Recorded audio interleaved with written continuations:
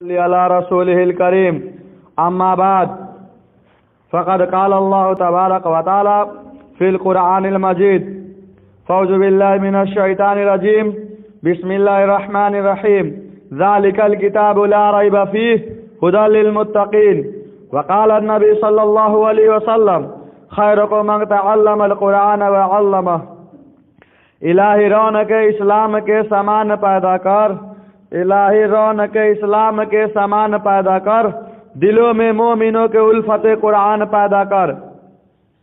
محترم حضرات، آج کے اس محفل میں اور آج کے اس مبارک اجلاس میں میرا موضوع سخن دنیا کے سب سے پاکیزہ اور مقدس کتاب قرآن پاک ہے۔ ہمیں چڑھتے سورج کی طرح یقین ہے کہ اس کا ایک ایک حرف سچا اور صادق ہے۔ وہ قرآن پاک جس کی زبان مقدس، بیان مقدس اور جو فصاحت و بلاغت کا ٹھاٹھا مارتا سمندر ہے، جس کا متعلق ارشاد ربانی ہے، قرآن کریم وہ کتاب ہے جس کے صادق اور برحق ہونے میں کوئی شک و شبہ نہیں، جس کے بارے میں موصل انسانیت صلی اللہ علیہ وسلم نے ارشاد فرمایا کہ تم میں سے سب سے بہتر شخص وہ ہے جو قرآن سیکھے اور سکھائے۔ دعا کیجئے کہ اللہ تعالی ہم سب کو قرآن سیکھنے اور سکھانے والی دولت سے مالا مال فرمائے۔ نوجوان دوستو، قرآن پاک اللہ رب العزت کی طرف سے عطا کردہ وہ حسین تحفہ ہے جس نے 23 برس قلیل مدت میں پورے عالم میں انقلاب برپا کر دیا کہ بڑے سے بڑے فصحاء، بلغاء، ادباء اور شعراء حیران و ششدر رہے، جن کی آیتوں کو سن کر پتھر دل موم ہو گئے۔ دوستو، یہی وہ قرآن ہے جو راتی دنیا تک کے انسانوں کے لیے شراپا ہدایت اور رحمت ہے۔ یہی وہ قرآن ہے جس نے رسول کے رسالت کو اعزاز بخشا۔ یہی وہ قرآن ہے جس نے پس مردہ قلوب کو تازگی بخشی۔ ہاں، یہی وہ قرآن ہے جس کی برکت سے جنات و شیاطین کا آسمانوں پر جانا بند ہوا۔ یہی وہ قرآن ہے جس کی برکت سے عزت و رفعت کے سامیانے گڑ گئے۔ یہی وہ قرآن ہے جس کی برکت سے محبوب حقیقی کی رضا نصیب ہوتی ہے۔ یہی وہ قرآن ہے جو ہمیں سچائی اور امانت داری کا درس دیتا ہے۔ یہی وہ قرآن ہے جس کی بدولت عمر فاروق رضی اللہ عنہ کو ایمان نصیب ہوا۔ یہی وہ قرآن ہے جس کی نظیر پیش کرنے سے ساری دنیا عاجز و کافی رہی۔ یہی وہ قرآن ہے جس کا مثل پیش کرنے سے عرب کے فصیح و بلیغ زبان دانی کا دعویٰ کرنے والوں نے گھٹنے ٹیک دیے۔ یہی وہ قرآن ہے جس نے ضلالت و گمراہی کے دلدل میں پھنسی ہوئی انسانیت کو رشد و ہدایت کا پیغام سنایا۔ یہی وہ قرآن ہے جس کی حفاظت کا وعدہ خود خالق کائنات نے فرمایا۔ یہی وہ قرآن ہے جس کی تلاوت میں دلوں کے واسطے فرحت و بشاشت کا سامان ہے۔ یہی وہ قرآن ہے جس نے زہری قوتوں کو ضلا بخشا۔ یہی وہ قرآن ہے جس کی برکت سے اجڑے چمن میں بہار پیدا ہوئی۔ محترم حضرات، آج کے اس نازک دور میں حفظ کلام پاک کو فضول سمجھا جاتا ہے، اس کے الفاظوں کو رٹنے کو حماقت بتلایا جاتا ہے۔ کہا جاتا ہے کہ اس کے الفاظوں کو رٹنا اور بے سمجھے پڑھنا بے سود ہے۔ افسوس، صد افسوس، اس قرآن پاک کے بارے میں ہمارا یہ خیال ہے جس کے بارے میں شہنشاہ بتا جناب محمد رسول اللہ صلی اللہ علیہ وسلم نے ارشاد فرمایا، اقرا ورتقی ورتل کما کنت ترتل فی الدنیا فإن منزلک عند آخر آیت تقرؤها۔ قیامت کے دن حافظ قرآن پاک سے کہا جائے گا، قرآن پڑھتا جا اور جنت کے درجوں پر چڑھتا جا، اور ٹھہر ٹھہر کے پڑھ جیسا تو دنیا میں ٹھہر ٹھہر کر پڑھا کرتا تھا، بس تیرا مقام اور ٹھکانہ وہی ہوگا جہاں آخری آیت پر پہنچے۔ یاد رکھو، یہ قرآن دنیا کی سب سے بڑی نعمت ہے۔ یہ زمین و آسمان، چاند و سورج، ستارے، کوئی اس نعمت کا مقابلہ نہیں کر سکتا۔ یہ قرآن رب کائنات کا مقدس اور عظیم کلام ہے، اور کیوں نہ ہو جبکہ اس کا اتارنے والا آمین، جس کے ذریعے اتارا گیا وہ بھی آمین، جس ذات پہ نازل ہوا وہ بھی آمین، جس مقام پہ نازل ہوا وہ بھی آمین، جس مہینے میں نازل ہوا وہ تمام مہینوں سے افضل ہے، جس رات میں نازل ہوا وہ 1000 مہینوں سے بہتر ہے۔ اللہ کے یہ مقدس اور پاکیزہ کلام تمام کلاموں سے افضل اور برتر ہے۔ حدیث پاک میں آتا ہے، فضل کلام اللہ علی سائر الکلام کفضل اللہ علی خلقی۔ اللہ کے کلام کو سب کلاموں پر ایسے ہی فضیلت ہے جیسے کہ خود حق تعالیٰ شانہ کو تمام مخلوق پر ہے۔ اللہ کا دلارا اور لاڈلے نبی نے ارشاد فرمایا، جس نے قرآن پڑھا اور اس پہ عمل کیا تو اس کے والدین کو کل قیامت کے دن سورج سے بھی زیادہ روشن تاج پہنایا جائے گا۔ غور کرنے کا مقام ہے کہ جب والدین کو اس گرہ کے در انعام سے نوازا جائے گا تو خود پڑھنے والے کے مقام اور مرتبہ کا کیا عالم ہوگا۔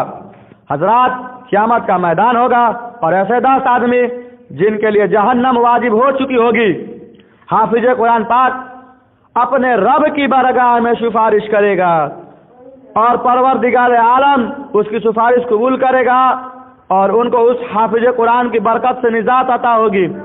مسلمانوں، قرآن کریم وہ عظیم و برکت و شہادت ہے جو روح خدا بندی ہے، معدن حیات ہے اور سرچشمہ زندگی ہے۔ وہ عرب قوم جو پشت سے مردہ چلی آ رہی تھی، دنیا جسے ذلیل و حقیر جانتی تھی، کوئی ان کو اونٹ کے سینگوں میں کھیلنے والا سمجھتا، کوئی ان کو زہلہ عرب کا خطاب دیتا، کوئی انہیں زاہلین مکہ کہتا، لیکن جب قرآن آیا تو جن کا نام زہلہ عرب تھا صحابہ کرام ہو گیا، جن کو نفرت سے یاد کیا جاتا تھا ان کو رضی اللہ عنہم ورضوا عنہ کا اعزاز ملا۔ جس زمانہ کا نام جاہلیت تھا اس کا نام خیر القرون ہو گیا۔ وہ مردہ قوم جو کروٹ نہیں لے سکتی تھی، طاقت و قوت سے ایسی لیس ہو گئی کہ جس نے قیصر و کسریٰ کے غرور خاک میں ملا دیا اور بڑی بڑی سلطنتوں اور حکومتوں کا تختہ پلٹ دیا۔ محترم دوستو، قرآن آیا تو زبان و مکانوں میں زندگی آئی، قرآن آیا تو عدل و مساوات کا پیغام آیا، قرآن آیا تو مذہب اسلام پھیلا، قرآن آیا تو مردہ قوم زندہ ہوئی، قرآن آیا تو قیصر و کسریٰ کے غرور خاک میں ملا، قرآن آیا تو باطل کے لہراتے جھنڈے ٹوٹ پڑے، قرآن آیا تو کفر و شرک دم توڑ گیا، قرآن آیا تو ساری کائنات کو نور ملا، قرآن آیا تو انسانوں کے پجاری خدا کے پرستار بنے، قرآن آیا تو توحید ملی، ایمان ملا، قرآن آیا تو گلستہ کو بہار حسن عطا ہوا۔ ہاں مجھے کہہ لینے دیجئے کہ قرآن آیا تو روشنی آئی، قرآن آیا تو تاریخی کافور ہوئی، قرآن آیا تو امن و امان اور سلامتی آئی، قرآن آیا تو حکام ملے، شریعت ملی، قرآن آیا تو دم توڑتی انسانیت کو حقوق ملے، قرآن آیا تو شرافت و عزت ملی، قرآن آیا تو ضلالت و گمراہی کے وادیوں میں بھٹکتے ہوئے انسانیت کو درد و غم ملا، قرآن آیا تو دوستو سب کچھ ملا۔ مگر افسوس، صد افسوس، ہم نے قرآن کے دامن مقدس کو ترک کر دیا، ہم نے اس کی پاکیزہ تعلیمات کو بھلا دیا۔ نتیجہ یہ ہوا کہ وہ مسلم قوم جس کی سر پر عزت و رفعت کا تاج تھا، ذلت و رسوائی کے گھر میں جا گری۔ وہ قوم کامیابی جس کے آگے بیٹھ کر استقبال کرتی تھی، ناکامی اس کا مقدر بن گئی۔ وہ مسلم قوم جس کی ایک آواز پر افریقہ کے جنگلوں میں رہنے والے خونخوار درندوں نے میدان کو خالی کر دیا، آج ایک چیٹی بھی اس کی بات ماننے کو تیار نہیں۔ وہ قوم جس نے کبھی حکومت و سلطنت کا فریضہ انجام دیا تھا، آج غلامانہ زندگی بسر کر رہی ہے۔ وہ قوم جن پر کبھی تاریخ نہ تھی، آج ماتم کا نہ ہے۔ وہ قوم جس کی ماضی روشن اور تابناک تھی، حال و مستقبل اس کا تاریخ ہے۔ مسلمانوں، سمجھو اور ہوشیار ہو جاؤ، غفلت کے پردے کو چاک کرو، قرآن سے وابستہ ہو جاؤ، ورنہ یاد رکھو تاریخ ہمیں کبھی معاف نہیں کرے گی۔ حضرات جلسہ جانثار صحابہ کرام کے کتب خانے میں قرآن کریم کے علاوہ اور کوئی کتاب نہ تھا، اسی کو لے کر وہ آگے بڑھے اور کامیابی ان کی قدم چومتی چلی گئی۔ وہ قرآن ہی تھا جس کی برکت سے بدر کے میدان میں 313 صحابہ کرام نے مکہ کے قسمت کو پلٹ دیا۔ آج ہم ہیں کروڑوں میں، مگر دوسری قومیں ہم پر سوار ہے۔ جان ہماری محفوظ نہیں، مال ہماری محفوظ نہیں، عزت و آبرو کے ساتھ ہمارا کھلواڑ ہے، نہ ہماری مساجد محفوظ ہے، نہ ہماری مدارس محفوظ ہے، ظلم و ستم کے چکی ہمارے لیے گھوم رہی ہے۔ مسلمانوں، ایک دور وہ تھا کہ مسلمانوں کا مقابلہ حامان بن ولید سے ہوتا ہے۔ اس دشمن خدا اور دشمن رسول کے پاس طاقت اور قوت سے 60,000 فوج کا لشکر ذرار ہے، مسلمانوں کی فوج 10,000 ہے۔ اسلامی فوج کے کمانڈر خالد بن ولید ہے۔ مسلمانوں کو اس کا بھی علم نہیں کہ دشمن کے پاس کتنی فوج ہے۔ مشورہ ہوتا ہے، خالد بن ولید سے کہا جاتا ہے آپ 300 آدمی لے جائیں اور پتہ لگائیں کہ دشمن کی فوج کہاں ہے، ان کی تعداد کتنی ہے اور ان کے پاس سامان کیا ہے۔ صحابی رسول صلی اللہ علیہ وسلم کی ایمانی قوت دیکھیے، فرماتے ہیں 300 کی ضرورت نہیں، میرے ساتھ صرف 30 آدمی کافی ہے۔ صحابہ عرض کرتے ہیں آپ کی قوت ایمانی آپ کو مبارک ہو، مگر یہ دنیا دارالاسباب ہے، 30 آدمی کچھ نہیں ہوتے، کم از کم 60 آدمی لے جاؤ۔ چنانچہ 30 آدمی کا اور اضافہ کر دیا گیا اور اسلامک فوج کا یہ مختصر سا قافلہ آگے بڑھا۔ چند میل کے فاصلے پر معلوم ہوتا ہے کہ وہاں دشمن کا لشکر ہے، اس کی تعداد 60,000 ہے۔ خالد بن ولید کی ایمانی حرارت جوش میں آئی اور فرمایا کہ دشمن کا لشکر سامنے ہے، میری رائے یہ ہے کہ ادھر منتظر صحابہ کرام کو اطلاع کی ضرورت نہیں، ان سے مقابلے کے لیے ہم ہی کافی ہے۔ سب نے ایک زبان ہو کر کہا ہمیں شوق شہادت ہے، جب شہادت سامنے ہو تو دشمن کی کثرت تعداد سے کیا پرواہ ہے۔ اسلامک فوج کا وہ مجاہد اعظم سب بناتا ہے، دوسری طرف 60,000 کا لشکر ہے۔ حامان بن ولی آگے بڑھتا ہے، کہتا ہے کہ ہم تو سمجھتے تھے مسلم قوم بڑی سمجھدار ہے، لیکن معلوم ہوتا ہے تم احمق ہو، 60,000 سے لڑنے کے لیے 60 آدمی لے کر آئے ہو، جاؤ ہم تم پر ہم کھاتے ہیں، اور 2 بڑے کھجورے اور چند اشرفیہ دیتے ہیں، کیوں اپنی جان پر ظلم کرنے آئے ہو، یہاں سے چلے جاؤ۔ دوستو جگر پہ ہاتھ رکھیے اور سنیے خالد بن ولید نے کیا فرمایا۔ تو واج بن کے آیا ہے، تو واج بن کے آیا ہے یا کمانڈر بن کے آیا ہے، تجھے شرم نہیں آتی، اپنی بزدلی کو واج کے پردوں میں چھپاتا ہے، تم میں لڑنے کی طاقت و قوت نہیں ہے۔ حامان بن ولی اسلامی مجاہد کی اس للکار کو سن کر جوش میں آتا ہے، فوج کو حکم دیتا ہے پکڑ لو ان 60 آدمیوں کو۔ چنانچہ 60,000 کا حملہ ہوتا ہے اور صحابہ کرام اس میں گھس جاتے ہیں۔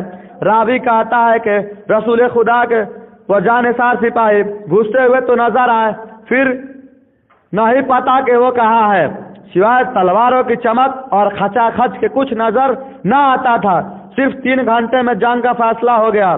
تاریخ شاہد ہے، زمین و آسمان گواہ ہے کہ 60 نے 60,000 کا منہ پھیر دیا۔ حضرات میں پوچھنا چاہتا ہوں کہ وہ کون سی چیز تھی جس نے صحابہ کرام میں یہ طاقت و قوت پیدا کی؟ دوستو یہی قرآن تھا جس نے ایک کو 1,000 پر بھاری کر دیا۔ کسی نے سچ کہا ہے، وعدائے غلبہ ہے مومن کے لیے قرآن میں، وعدائے غلبہ ہے مومن کے لیے قرآن میں، پھر جو تو غالب نہیں کچھ کسر ہے ایمان میں۔ محترم حضرات، اگر ہم ماضی کی طرح حال و مستقبل کو روشن اور تابناک بنانا چاہتے ہیں تو قرآن سے وابستہ ہونا ہوگا، اسے سینے سے لگانا ہوگا۔ اگر ہم چاہتے ہیں کہ دنیا کے ساتھ ہماری آخرت بھی سنور جائے تو اس کی تعلیمات پر عمل کرنا ہوگا۔ خدا نخواستہ آج ہم نے اپنے بچوں کو 2 پیسے کے لالچ میں دین سے دور رکھا اور ہماری نظریں اخروی نعمتوں کے بجائے دنیاوی ڈگریاں پر پڑی ہے، تو یاد رکھو خدا کے یہاں اس کا جواب دینا ہوگا۔ اسی پر میں اپنی تقریر کو ختم کرتا ہوں۔ دعا کیجئے کہ اللہ تعالیٰ تمام مسلمانوں کو قرآن سیکھنے اور سکھانے اور اس پر عمل کرنے کی توفیق نصیب